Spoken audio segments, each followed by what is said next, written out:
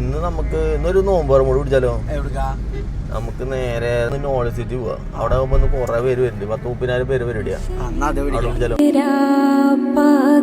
അങ്ങനെ നമ്മളെത്തി സമയത്തിന്.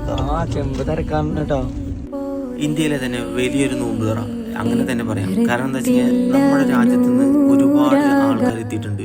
Indian grand മസ്ജിദ് നമ്മുടെ നോളജ് സിറ്റി, അവിടെ നമ്മൾ എത്തിപ്പെടും. നമ്മൾ തന്നെ നമ്മുടെ ഒരു ആഗ്രഹം കൊണ്ട് എത്തിപ്പെട്ടതാണ്. കാരണം അവിടെ എന്താണ് കാണണം, അവിടെ എത്തണത് ആ പള്ളി കാണണം. ഞാൻ മുമ്പ് പോയിട്ടുണ്ടെങ്കിൽ കൂടി എൻ്റെ ഫ്രണ്ട്സ് പറഞ്ഞിട്ടുണ്ട് ഒരുപാട് പോകണം എന്നൊക്കെ. കണ്ട ജനങ്ങൾ മൊത്തം വന്നിരിക്കുന്നത് നോളജ് സിറ്റി കാണുവാനും അവിടുത്തെ ഒരു നോമ്പ് തുറ അത് ഭയങ്കര സംഭവമാണ്.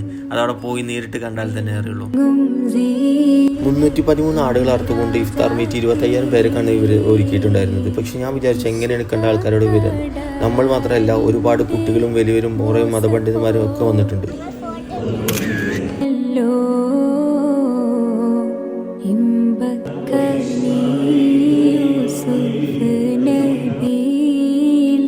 നിറഞ്ഞല്ലോ